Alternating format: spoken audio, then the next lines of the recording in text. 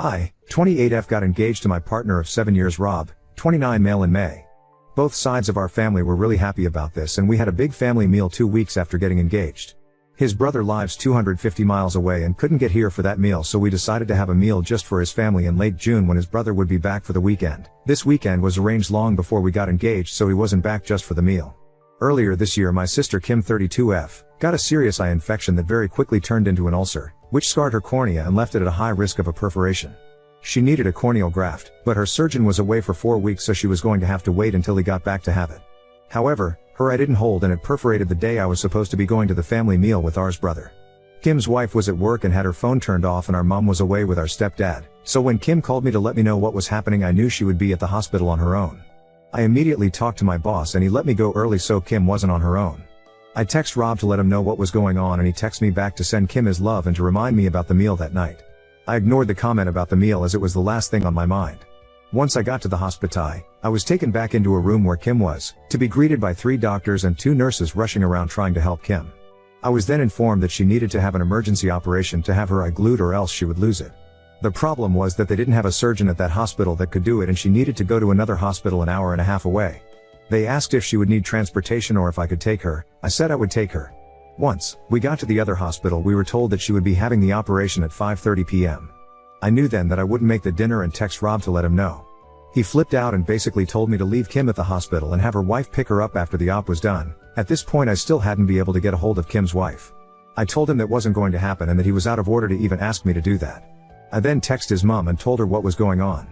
She was really supportive and told me to stay with Kim and let her know how the op goes. A dinner can be rescheduled, Kim's health can't. I also spoke with his brother, who was equally as understanding. I stayed with Kim. Her operation was a success and I got her back home about 9 p.m. Her wife had ordered some Chinese and offered me some, which I happily accepted as I hadn't eaten since lunch. With that, I didn't get home till about 11 p.m. and Rob was already asleep. Rob was very short with me for days after, and we ended up having a huge fight where he told me that I should have put his brother and family before Kim. He said he was embarrassed going to the meal without me. I responded that I was embarrassed though I would put a meal before my sister's health. This led to another week of awkwardness between us before we finally sat down and we sorted it out, or so I thought. 8 weeks ago Kim got her graft and so far everything is going really well with it. On Saturday his brother was here, so we went out for dinner with his family. His family were all asking about how Kim was doing and I showed them a picture of the stitches in her eye. I thought that everything had gone really well until we got home and he got really angry, saying that I shouldn't have brought up Kim's health issues and I shouldn't have shown them the picture. I argued that they'd asked about her and asked to see the picture. It ended with him telling me that I needed to put him and his family before Kim or else we weren't going to work. His family will come before mine once we are married, so I should get used to it. I went upstairs and packed a bag. I'm now at my mom's house and he's been bombarding me with text and calls since I left. I do love him, but I will never put his family above my own family's health. I feel like he's expecting me to spend every holiday with his family and put their wants above my family's needs, which won't happen. I'm very close to my sister and my mom. That's not going to change. So I don't really know how to move forward or if I even want to. Has anyone experienced anything like this before? Update 1. Once I'd decided to end things with him, I knew that the main issue would be getting him out of my house. I own the house outright. My grandma died 5 years ago and left her house to my mom, who sold it and split the money between me and my sister. I then bought my house with that money about a year after she died. I got in touch with my stepdad's friend, who is a landlord, the day after I wrote my original post, who then put me in touch with his solicitor. He didn't have time to see me in person that day, but we did have a phone call where he gave me my options. In the UK we have something called a Section 8 notice. This is a 14-day eviction notice and the solicitor said this would be the quickest way to get him out. However, he could try and contest it if he wanted to, which would lead to court dates and could take months. I asked him to draw up the notice and date it for Friday, the next day. I'd already made the decision to end things with him after work on Friday, so that he could have the weekend to sort through his emotions before work on Monday. On Friday morning I texted Rob and asked him to meet with me at our local pub after work. He quickly agreed. Not only is the pub a public space, but my stepdad and a few of his work friends go in there every Friday after work for a few pints, so I knew he would be there to step in if I needed him. Thank you for suggesting this, Redditors.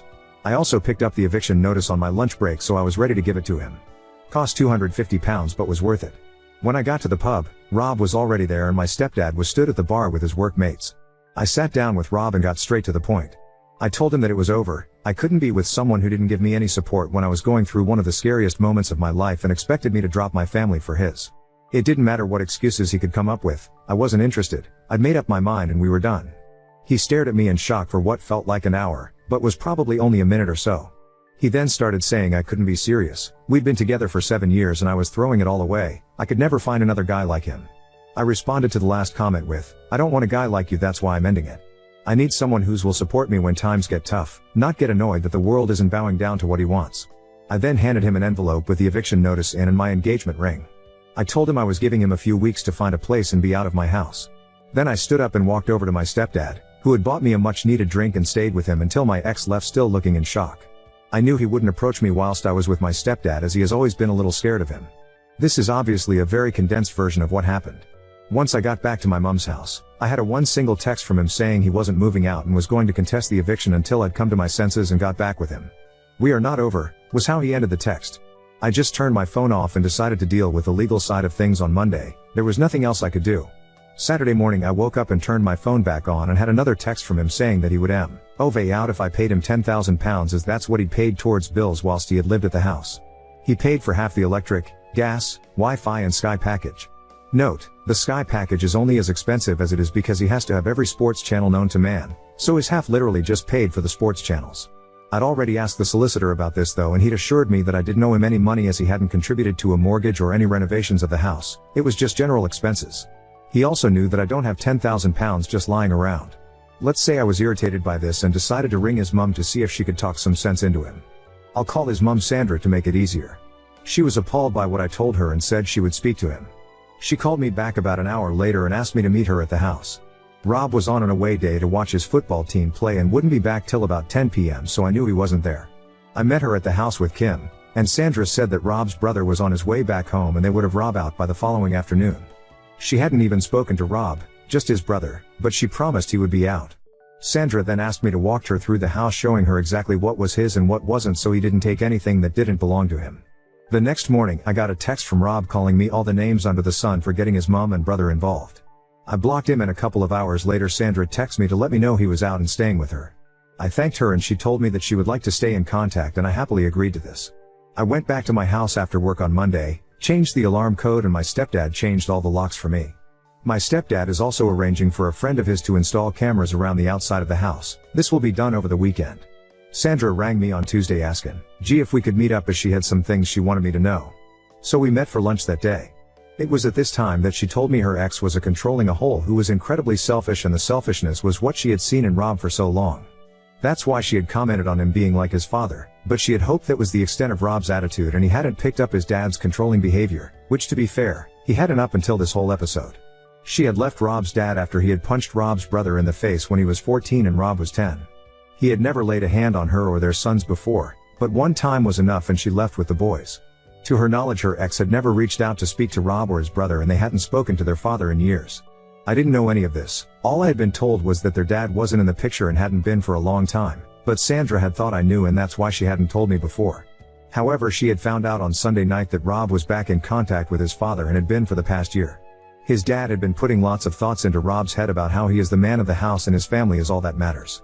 This had fed into Rob's selfish tendencies and had amplified them tenfold. Sandra said that she had told him to find somewhere else to stay ASAP, as she couldn't even look him in the face. Then Rob and his brother had a huge argument that ended with his brother telling him that as long as Rob is in touch with their dad, then he will have zero contact with him. Even going so far as to tell him to spend Christmas with their dad because Sandra is going to his house and Rob isn't welcome.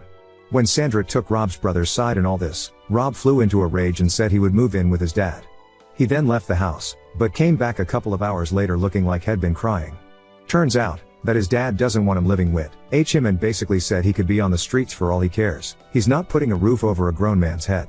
Sandra thinks that Rob is now starting to realize everything he has lost due to him listening to his dad and has seen his dad's true colors.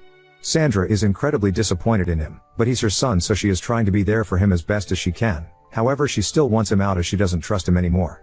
His brother still won't have anything to do with him. She has also told him to stay the hell away from me, as I don't need to be brought into this, and he has promised her that he will. Only time will tell if that's true, but I do have him blocked on everything, and if he turns up to the house I will just call the police to get rid of him. The more Sandra told me about what had been going okay behind my back, the more resolute I have become about wanting nothing to do with him. I never want to see him again, if I can help it. So all in all, Rob's life is a shit show, but as long as he stays away from me then I don't care. I've been spending a lot of time with my sister and her wife as well, and my mom and stepdad, which has been great. I've never really been close to my stepdad, but this has brought us a lot closer together, which has been one huge positive out of all this. I'm not exactly happy right now, but I'll get there. There's still a lot of feelings that I need to unpack and it will take time to move on from this whole situation. I don't think I will be dating for a while. I need to really get over all this and don't want to dump this on anyone else right now. For all those asking how Kim is doing, she's doing great. Had a hospital appointment on Monday and her consultant said her eye is healing, in his words, marvelously, so that's a relief. Thank you to everyone that reached out to me.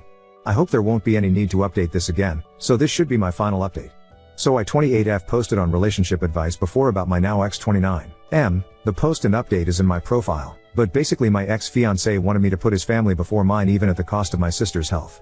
I ended up breaking up with him over it and he was forced to move in with his mom, who then found out that he had been in touch with his abusive dad who was twisting his view on how a relationship should work. Last I heard was that his mom was kicking him out as she would not have anyone in her house that was in contact with her ex and that he had tried to go live with his dad, but his dad had refused. I was completely NC with him, so his mom was the one that had told me this. I'll call my ex Rob and ex's mom Sandra to make things easier. I hadn't heard from Rob in weeks, but yesterday he showed up at my house. I had the chain on my door so opened it with that still attached, no way would I let him in. He basically told me that he had nowhere to live. His mom isn't speaking to him and his dad won't put a roof over a grown man's head, his words not mine. He asked if I would take him back or at least let him live with me. No way in hell would I get back with him and getting him out the first time only went easy because his mom stepped in to help. He had threatened to take me to court knowing that if he did it could take months to get him out and then said he would only move if I gave him £10,000. I contacted his mom, who was furious about that and she turned up with his brother and forced him out. I told him that there was zero possibility of him ever living with me again and that we were 100% over. He started shouting at me and calling me all sorts of names, so I threatened to call the police if he didn't leave and shut the door. I have cameras all over my house so I caught everything he did and said on camera and have saved it to a USB just in case. He then went crying to all our mutual friends and it managed to get back to his mom. She called me and asked what happened. I told her and she then informed me that she had put her house up for sale and was moving 300 miles away to be nearer her other son. Her and Rob had a huge argument about this and she finally kicked him out. Since then he's been couch surfing, but with Christmas coming up, his friends aren't really happy with having him on their couches when they have kids and are meant to be enjoying the festive season. He's been kicked out of 3 friends' houses in 10 days. She told me I was right to refuse him, but I've since had other friends say that they feel sorry for them, and that I can just let him stay in my spare room until he's back on his feet. I then asked them to put him up, but they said they would but don't have room and if they had a spare room like me then they would let him stay. My family and his are on my side, but I'm starting to doubt myself with what a couple of my friends have said. Edit, just a quick edit as I'm going to bed. I've just spoken with the wife of one of Rob's friends and she's asked to meet me on my lunch break tomorrow. Apparently, Rob stayed with them for 2 nights before she kicked him out and there's more going on than what I know of. She's going to tell me the full story tomorrow, but told me that I shouldn't let him anywhere near me and that he's staying in a B&B so he does at least have a roof over his head right now. Update 2. So I posted yesterday about my ex turning up at my house wanting for me to let him move back in with me. I said no, but a couple of friends thought I should let him and that messed with my head.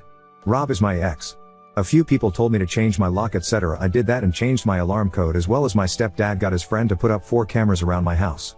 I'm also going to start shutting the gate so that no one can walk up to the house without ringing the bell there first. I put in an edit that I was going to be meeting with one of Rob's friends' wives for lunch today and I have to say that it was informative for sure.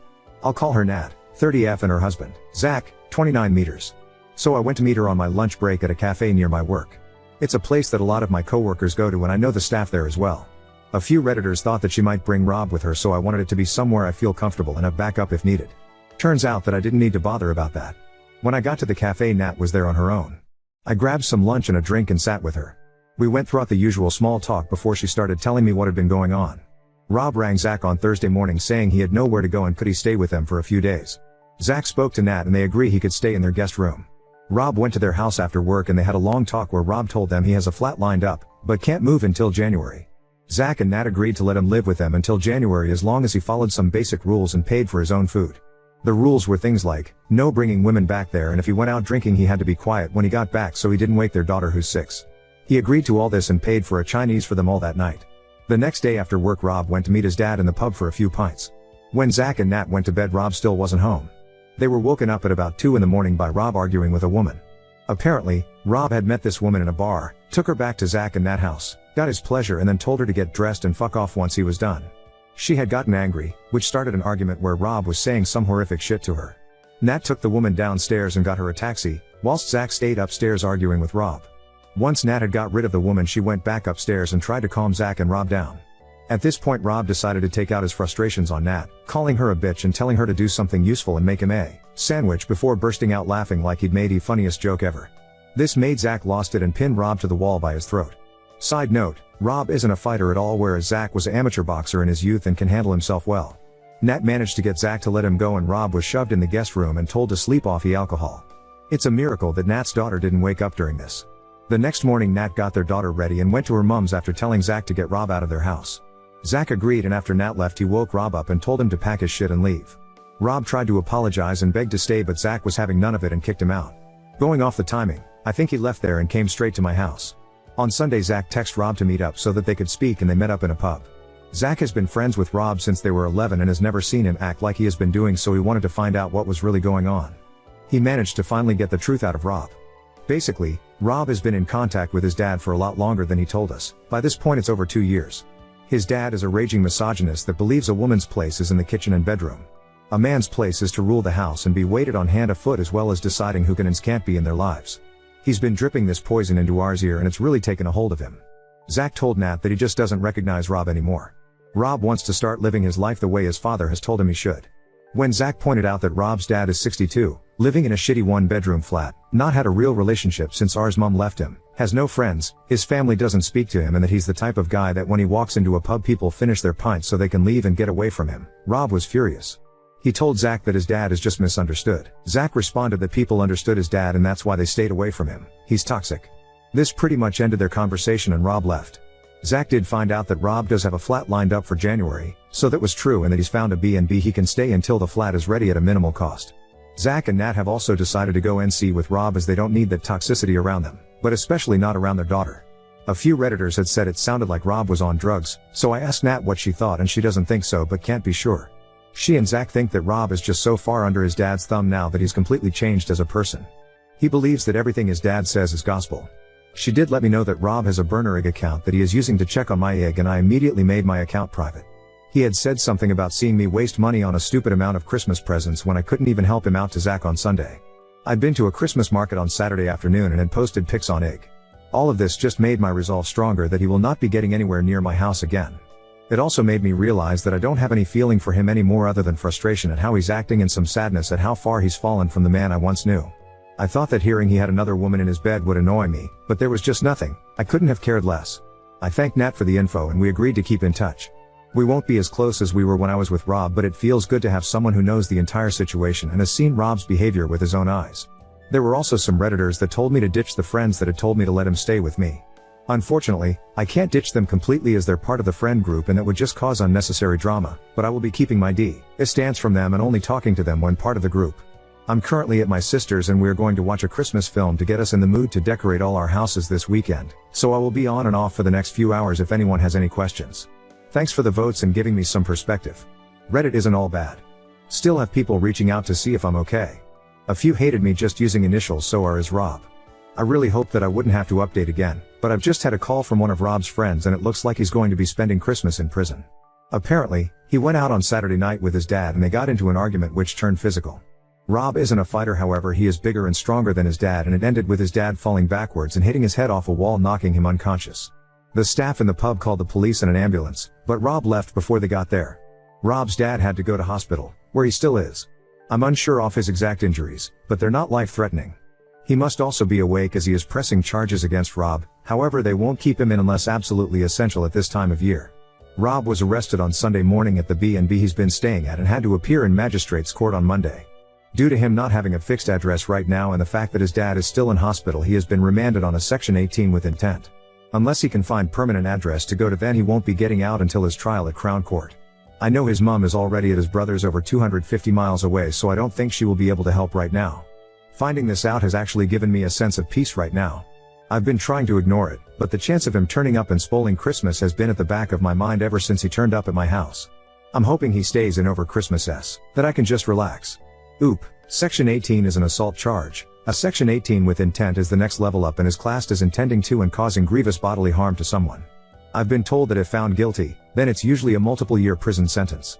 I went round to N&Z, hereby known as Nat and Zach, to drop off a present for their daughter, a bottle of Bells for Zach and a bottle of Prosecco for Nat for Christmas, and had a cup of tea with them whilst they filled me in on what's going on. Rob will be in over Christmas, but will likely get out early January. His lawyer is trying to get the charges reduced from Section 18 with intent to a Section 20. I only found out today that a Section 18 with intent is one step down from attempted murder and you're looking at double digits in prison if you get found guilty. Section 20 is a lot less severe and is usually a 2-year suspended sentence for first-time offenders, which he is. His lawyer has said that if he pleads guilty to the Section 20 then CPS will lower the charges to get this one over and done with ASAP, as the courts are ridiculously backed up in the UK right now and prisons are full. Zach went to the B&B he was staying at and got Rob's stuff, which is now sat in his garage as one last favor to Rob, Zach's words. He can't get in touch with me without my consent whilst he is locked away. The prison literally has to ring me and ask if it is okay that I get put on his approved call list, and only then is he allowed to ring me, which won't be happening. I've also spoken to his mum, who has basically washed her hand of him for the time being. She thinks that he needs to learn his lesson and maybe spending Christmas in a cell will teach him how much he's lost the plot. She has spoken to him and said that he's now saying the right things, but only time will tell if he means them. He is talking about moving to be near his brother to get away from their dad, so maybe he has seen the light. His her has refused to go onto his call list, so Rob can't contact him, so I don't know how that will work. As for his dad, he is still in hospital with a broken hip and has had to have surgery to fix it. The broken bone and head injury is why the charges are so high right now. I feel like a weight has been lifted off my shoulders, knowing he can't ruin my Christmas. I'm just about to pack everything into the car and go and stay at my mom's until January 2nd, but thought I'd finish the year off letting everyone who's helped me and supported me through this know what's going on. Update 3. Rob spent Christmas on remand in prison. He didn't get out until the second week of January, and that was only because his mum agreed to let him stay with her again. He had his plea hearing the first week of February, where he pleaded guilty to a Section 20 assault. He then had to wait until last week to get his sentencing court date. I didn't know how much actually goes into sentencing. They had to get a victim impact statement, a pre-sentencing report from probation, statements from his mom and brother. His barrister even reached out to me to give a statement saying that we had broken up and I'd asked him to leave the house. He used our breakup as an extenuating circumstance, saying that because of the breakup of our relationship and him losing his home, that had seriously impacted his mental health. The statements from his mom and brother also confirmed that he had lived in an abusive home when he was young, so he claimed he had PTSD because of that. These were all read out at his sentencing. He was going to get 3 years, but the judge knocked time off for pleading guilty and for mitigating circumstances. That left him with a 16-month sentence that was suspended for 18 months. As part of the conditions for his release, he isn't allowed anywhere near his dad, he has to go to counseling for his supposed PTSD, and he isn't allowed to drink alcohol. He even has an ankle monitor on that, tests his sweat every half an hour for alcohol, and will alert probation if he gets a positive result. Luckily for him, his boss has let him go and work at their main location in the city that's half an hour away from here, and probation were happy for him to live there as well. He moved into a flat there this week, so I don't have to worry about running into him. I haven't spoken to him at all and I don't want to. He has tried reaching out through a couple of friends, but they've respected my decision and told him to move on with his life. However, I did speak to his mum yesterday and she said that she thinks he's depressed, but so far he's doing okay. She's the one I got all of this information from. It's a strange mix of emotion for me towards him, as I still care on some level, just not enough to keep him in my life. I know I need to keep him away from me, as I can never see him like I did at this time last year. It's crazy to think that it's only been a year since we got engaged. So much has happened. Other than those mixed emotions, I'm doing well. I've been hanging out with my sister and her wife a lot more, as well as catching up with friends. I'm still working at the same place and I don't see that changing anytime soon. For the people asking about my sister, she's doing good. She had a setback last month, but she seems to be over that now and has just been approved to have some form of newish stem cell treatment at the UK's biggest eye hospital. Which is fab news. She tried to explain it to me, but it involves them taking her blood and putting it into her eye, which grossed me out, so Elle told her to stop. However, because she's my sister, she then sent me pictures of what they do and Mom had to step in and tell her to stop. No matter how old we get, I don't think we will ever stop trying to annoy each other. So all in all, I think we're all moving on with life. Unless there's something big happen, then this should be my last post. Update 4. Hi all, I really hoped I would have to come back, but I've had several DMs on this account saying that a TikTok video is claiming that I'm back with my ex. I don't have TikTok, so I haven't seen it, but that's 100% not true. I haven't seen or spoken to him since my last update. As far as I'm aware, he's still living in the city half an hour away and is doing okay. I'm not really interested, to be honest. Rob's mom has accepted an offer on her house and has moved in with his brother until she can finalize the purchase of her house and find a flat she likes. Everyone else is doing well, my sister the same, and her eye is still healing. She's got some new glasses and says her vision is now nearly back to normal, so that's good. My sister and 7 other family and friends went out to Germany for England's first game, which was a lot of fun. Other than that, I've just been working and finding my new normal.